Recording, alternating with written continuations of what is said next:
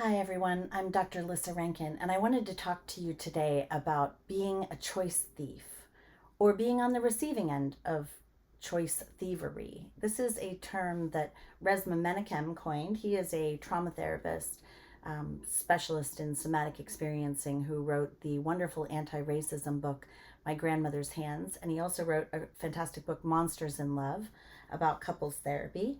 And he uses the same or similar somatic experiencing practices in both books to talk about how do we increase our tolerance for confrontation, accountability, taking ownership of things that we do that are hurtful to other people, without getting defensive, without blaming the other person, without doing the DARVO, deny, attack, reverse victim and offender, um, so that we can have more relational integrity. And he talks about that both in the anti racism space and also in romantic relationships or close personal relationships. So what does it mean to be a choice thief?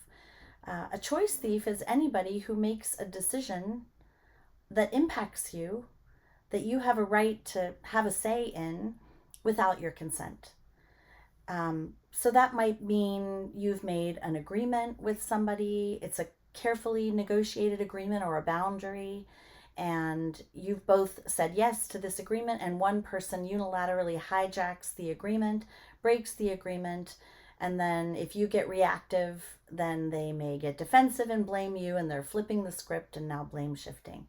Um, this may be everything from the smallest little subtle thing to, criminal behaviors. So choice thievery is any time that we take away somebody's right to consent. Um, so let's talk about if you've been a choice thief. And I am definitely guilty of having been a choice thief in my former marriage to my daughter's father, um, because I made the majority of the decisions in the relationship, and he didn't push back most of the time. He didn't say no. He didn't express distress over my choice. And so I wound up making a lot of choices that impacted him without approaching him. I thought I was getting consent because I would say, for example, hey, I want to leave San Diego, quit my job, move to Northern California. Is that okay? And he would say yes.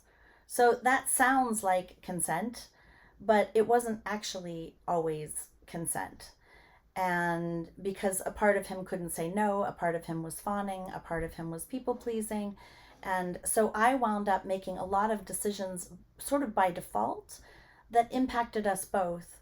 And I got lazy. I stopped really even asking. Like, for example, I would make decisions about our social life. I would invite somebody to come and stay at our house without asking first, is it okay if this person you barely know comes and stays at our house for a week?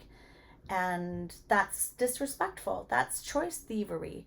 I would make social decisions for us.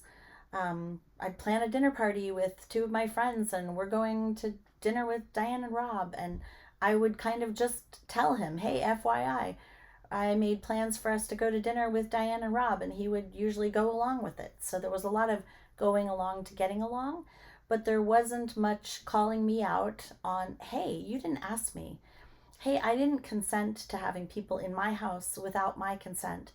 Hey, I'm not sure I want to move to Northern California. Can we talk about the options? If you're wanting to move, let's talk about whether I want to move. And if so, let's make a decision together of where we want to move to and how we're going to pay the bills and all of that.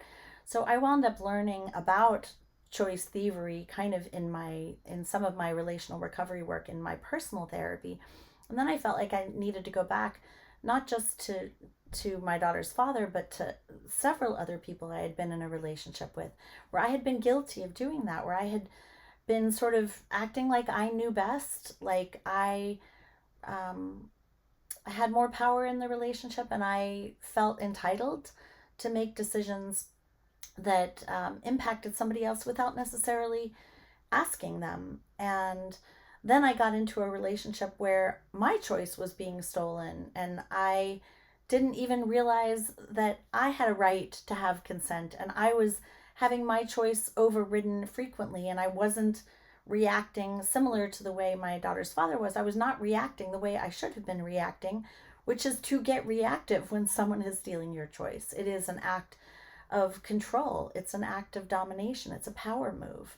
And it's not okay. It's out of relational integrity. So, often these little things, we do this often with our children, for example. And part of why I struggled with this is because I literally don't remember being given a choice for the first 18 years of my life. Even beyond that, I didn't have many choices. Even when I was still in college, my mother was controlling me. And I didn't begin to exercise my autonomy and my agency and make decisions that she didn't agree with until I was 28. And then I didn't really break up with my mother until I was about 40. And so I didn't realize I had a right to make my own choice about many things that I did not make my own choice about because I did not know my rights. And so that then interferes with my boundaries and makes it confusing sometimes around other people's boundaries. And this is really common. So most of us have been guilty of being a choice thief and of choice of having our choice stolen in big and small ways. So I just wanted to address the topic, and I'm going to be doing a whole series on choice thievery, and how do we spot it, how do we recognize it, how do we treat it, what do we do instead. But I just wanted to start by introducing you to the idea of the choice thief so that you can start to question, have I been a choice thief? Has somebody else been stealing my choice? And if you're interested in this topic, subscribe to my YouTube channel. I'll be talking more about it. I just did a whole 2-hour session on choice thieving in Love School, which is our relational recovery program based on internal family systems. Although today we did somatic experiencing in order to try to develop vagal tone and interoception and increase our tolerance to be able to be held accountable if we are stealing somebody else's choice, so that we can start to have more relational integrity. So if you're interested in joining us for Love School, you're welcome to join anytime, and you would get a recording of what we just did, a whole session, a practical experiential session around choice thievery. So you can find that at lyssarankin.com. Thank you so much for being with me. If this is helpful, feel free to share it with other people, and I'd love to hear your comments.